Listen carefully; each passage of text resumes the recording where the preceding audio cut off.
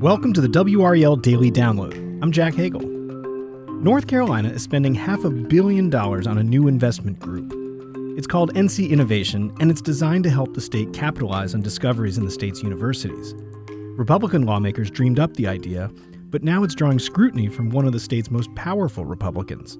WRAL state government reporter Will Dorne has been reporting on it, and he joins us now. Will, good to see you again. You too. Let's start off by explaining what NCInnovation is and how it's supposed to work. Yeah, so this is a public-private partnership that's been in the works for a few years now, but it got this big boost last year when the state government put $500 million into it, as you mentioned. And the idea is to kind of copy the success of RTP all over the state. And for people who aren't familiar, a big formula for RTP has been you have university researchers, especially in the scientific fields, chemists, biologists, people like that, who stumble upon something in the lab doing some research that has huge economic benefits as well, and they start a company about it. And a lot of times, the university gets a share of the profits that the company does, or they'll find some private investors.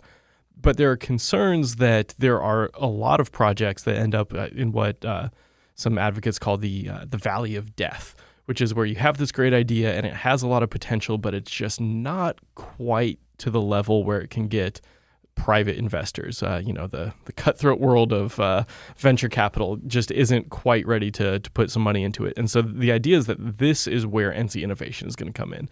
They're going to be working with university leaders and with bankers, people in these industries to figure out, okay, hey, this idea, this looks like it could be pretty good, and we should throw some money at it and just give them an opportunity. And it's not going to completely ignore UNC and NC State, but the idea is to focus mostly on places outside of the Triangle region, looking at Charlotte. Looking at ECU and Greenville, looking at Western North Carolina, where you have Western Carolina University, App State, UNC Asheville, all these great schools. Obviously, the Triad region. They have people at NCA&T already on staff here. So the idea is just that, to kind of take what has worked so well for RTP and has made a lot of people a lot of money, and just try to spread that idea out all across the state. Now, the debate over how to fund NCInnovation was long and drawn out, but now there's new scrutiny. Yes, that $500 million that they decided to spend last year was not an easy decision to make. The state house only wanted to spend $50 million. The state senate wanted to spend about $1.5 billion, a little less than that. So massive, massive difference of opinion on basically how much money to give to this program. They ended up settling in the middle, but it was a cause for consternation during the budget debates last year.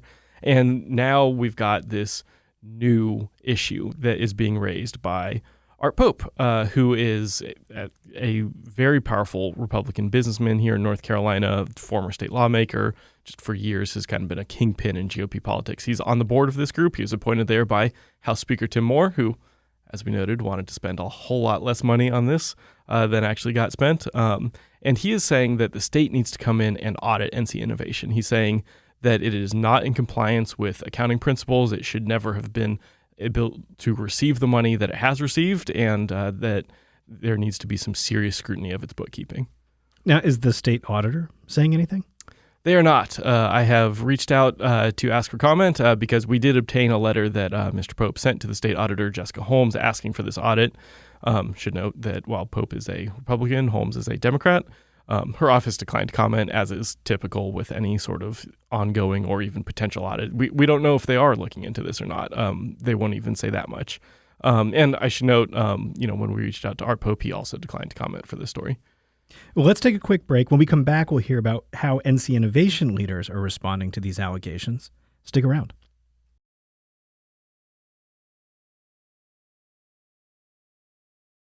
Welcome back to the WRAL Daily Download. We're talking with WRAL state government reporter Will Doran about scrutiny on an investment group funded by taxpayer dollars. Will, before the break, you hit the high points of Art Pope's complaints. What exactly is he alleging in his letter to the state auditor? He raises a few concerns, and one of them is that he says as a board member, he has a fiduciary duty to the health of this group, to look out for it and its finances. And he says that he was denied access to financial documents that would help him do his duty. Now, There's been some pushback internally on that. We've heard from people involved with this group. They think that might be an overstatement of sorts.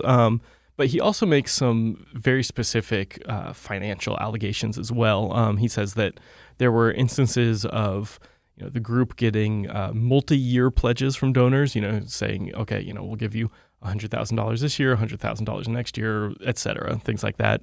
But we're counting that all as having already been received, even though it was kind of future money. And he said there were also some instances of donations being recorded in the wrong years, and that all led, he said, to basically an inflation of the group's financial standing. And furthermore, he notes that it inflated the group's financial standing specifically in 2023, which was when the legislature was looking into this group and deciding how much money to give it. So, you can kind of see where he is heading with this audit letter. Again, we don't know if the state auditor is going to look into it, but they are pretty serious allegations that, again, NCInnovation denies and says that essentially they're baseless. Now, NCInnovation received a pair of financial reviews a while back. What did those show? Yeah, those showed essentially the opposite of what Art Pope is claiming in his request for this audit, and they were from two different sources. One was the State Department of Commerce had to look into the group to make sure that it was complying with 9 different state laws that it needs to comply with in order to get some money. They looked into that, checked the boxes on all 9 of those laws, said that they are fully in compliance. And then the group also hired a private accounting firm out of Durham to look into its books, and it conducted a review and said, we find no issues that would raise any red flags. So you have both the government and this private accounting group kind of taking a look at the books, signing off on it, saying they're good to go. And we should note the money has begun flowing. The way the budget was set up, it was going to get $250 million in the first year, and then the next budget, which starts in July, it'll be eligible for the next $250 million. So it has already received that first $250 million. But will that second $250 million come through? If there is an audit, that is still a little bit up in the air. Now, how's the group doing? I presume it has some benchmarks, right? Yes. Well, and as I mentioned at the top, this is a public-private partnership, so it is not entirely reliant on this public funding. It actually had the legislature wrote into law saying, hey, if we're going to give you this state taxpayer money, you're going to have to come up with some private funding of your own to kind of prove yourself, prove that the industry believes in you, that people think that you know what you're doing. And so far, they say that they are meeting or exceeding every one of the benchmarks that the legislature has set up for them. One of them was raising $25 million ahead of the start of the new budget in July. They've already passed that $25 million mark as of last week. So they say, look, the private sector is big on us. They are happy about what we're doing. They think that this is a good idea. The government's looked into this. This private accounting firm has looked into us. They all say that we're good to go, even despite what Art Pope is claiming in this letter. Now, this can't just be an Art Pope crusade. There's got to be other critics singing the same tune, right? Yes, and there have been critics of this group since even before it was receiving state money. There continue to be critics. A big one is the John Locke Foundation. I spoke with the president and CEO, Donald Bryson. He's saying that he wants that next $250 million to get zeroed out in this upcoming budget and to be spent on other purposes. I should note the John Locke Foundation is largely funded by the Pope Family Foundation, and you can guess who leads the Pope Family Foundation. It is Art Pope. So I pressed Donald Bryson on that as well. Said, hey, if this guy's paying your bills, are you just kind of parroting his lines? And he said, no, it's the opposite. He said, we have these beliefs separately, and part of the reason why he funds us is because we see eye to eye on some things, and we've spent years fighting not just against this specific group, but against many examples of what he calls corporate welfare. And I should note they have been very consistent on fighting against incentives that the state hands out to companies and things like that. So he acknowledges that they are funded by the Pope family, but says that does not influence their stance on this. I should note also, it is not just critics on the right. You also have Democratic Governor Roy Cooper, who does not agree with Art Pope and the John Locke Foundation on nearly anything, but agrees on this issue. His budget proposal that he released on Wednesday also zeroes out the funding for this group, has that $250 million being spent elsewhere in his own budget.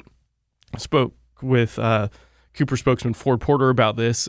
He said, "We do believe that investing in innovation is good in general, can be a beneficial thing for North Carolina, and Cooper is a big proponent of incentives." But he said this particular issue, they're not convinced that this group has proven themselves yet. They're not convinced that all of the safeguards are in place that need to be in place. And frankly, they're concerned by a lot of the same issues that Art Pope is raising. They're saying, look, if these things that this board member of this group is saying about being denied access to the financial records is true, like that raises huge red flags for this group that has $500 million in state funding. So you've got critics on both the left and the right of this group. Now, state lawmakers returned to Raleigh last week for the short session, and they're going to be going over the state budget, looking for tweaks. Could NCInnovation be caught up in those discussions? It's certainly possible. I mean, like I said, you have Roy Cooper calling for that money to be taken out of the budget. Now, Republican lawmakers are historically not very fond of Roy Cooper's budget proposals. He usually gets very little of what he asks for. But Art Pope and John Locke Foundation have some more sway. So we'll see. I spoke with the chief of staff for House Speaker Tim Moore about this. And, as I already noted, Moore and the House were far more skeptical of this program than the Senate was. They wanted to fund it at a very, very low level originally.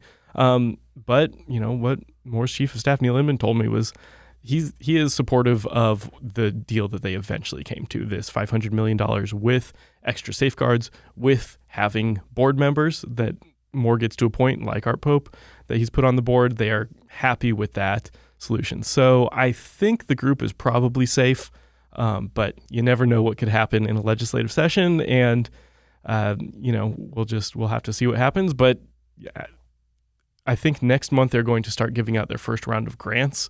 So, NCInnovation is definitely looking for a win there to be able to point to some projects that they'll identify and approve and say, hey, look at these cool things we're doing. We've identified in our universities that we think have promise for the state.